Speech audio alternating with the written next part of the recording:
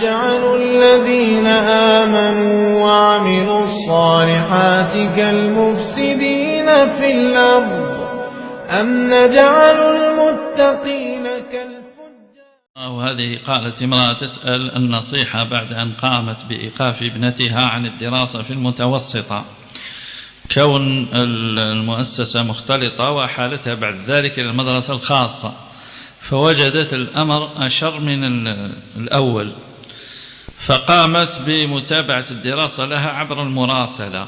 هل ما فعلته صواب في توقيفها عن الدراسة؟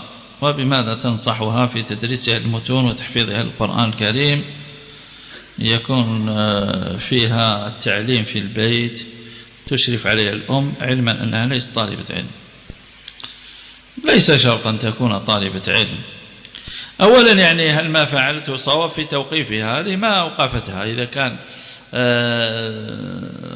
غيرت لها مسار الدراسة من الدراسة النظامية وما فيها من الشرور والفساد العظيم، نقولها ونحن نتأسف لهذا الأمر في الحقيقة، يعني حتى أصبحت حتى المتوسطات يعني إضافة إلى التبرج والاختلاط، بيع للمخدرات وتعاطي لأنواع المسكرات، نسأل الله عز وجل العفو والعافية.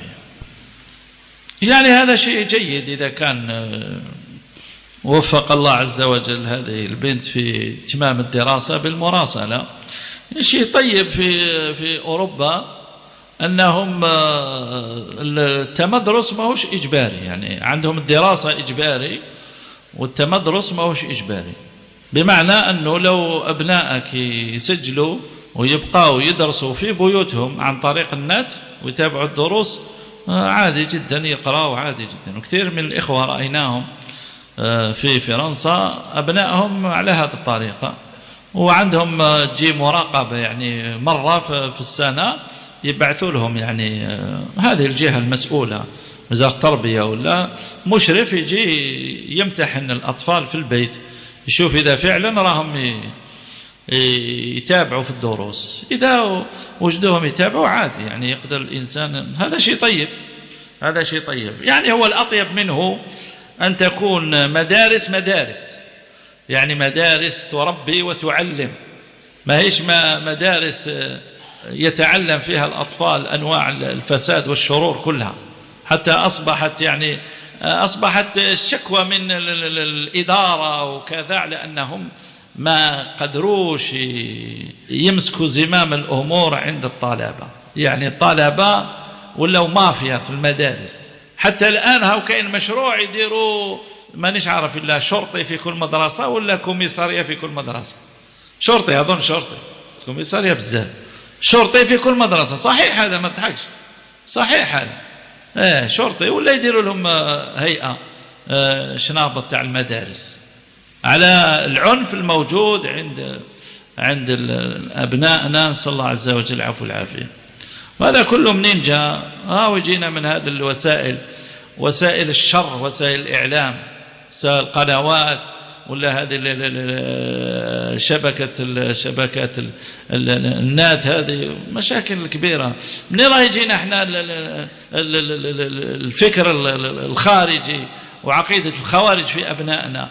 من هذوك الفيديوهات اللي يشوفوهم تاع الأفلام دايرهم شغل تاع هوليوود، هذوك تاع الخوارج، ويشوفوا باللي هذو راهم واعرين وفكروهم في زنبلة وهذاك. لا، منين راهم يتشيعوا العجائز؟ شوف أنا مرة سمعت امرأة عجوز جزائرية تشيعت. منين؟ من هذه القنوات. يجيها ورجل معمم وملتحي ظن أنه هذا، ويبدأ يبكي لها على آل البيت ما آل البيت، وهي جاهلة وهو أجهل منها، حمار غير عنده عمامة ما عندوش أذنين، وتتشيع. والله تشيعت عجوز، يعني عجوز في الغابر، صلى الله العفو والعافية. فيعني لابد، يعني واجب الدعوة يا إخوان لابد أن يقوم به كل واحد منا، وكل على حسب قدرته وعلمه. على الأقل ننبه نحذروا أقاربنا، جيراننا، أحبابنا من مفاسد هذه الوسائل. نقولوا لهم باللي وكاين واحد الناس اللي باللحية وبالعمامة هذوك ما همش، قل لهم ما همش على ديننا كاع، قل لهم أنه هذوك ما همش مسلمين، يضلونكم الضلال المبين. وهكذا نحذروا أبنائنا، نراقبوا أبنائنا، ما نخليهمش يشوفوا كل شيء ويدخلوا على كل شيء المواقع. والله راهي أمانة مسؤولية عند الله تبارك وتعالى. احنا نسأل الله عز وجل أن يوفق هذه الأخت وكل الآباء والأمهات في الذين يحرصون ويسعون إلى نشأة أبنائهم نشأة صالحة طيبة، أن يوفقهم الله عز وجل، وأن يصلح لنا ذريتنا، وأن يبارك فيها. وسبحانك اللهم وبحمدك، أشهد أن لا إله إلا أنت أستغفرك. كنت من المتابعين الجدد، اشترك الآن في القناة ليصلك الجديد بالضغط على الزر الأحمر أسفل القناة مع تفعيل الجرس، ولا تنسوا دعم المقطع بلايك. شكرا لكم جزيل الشكر.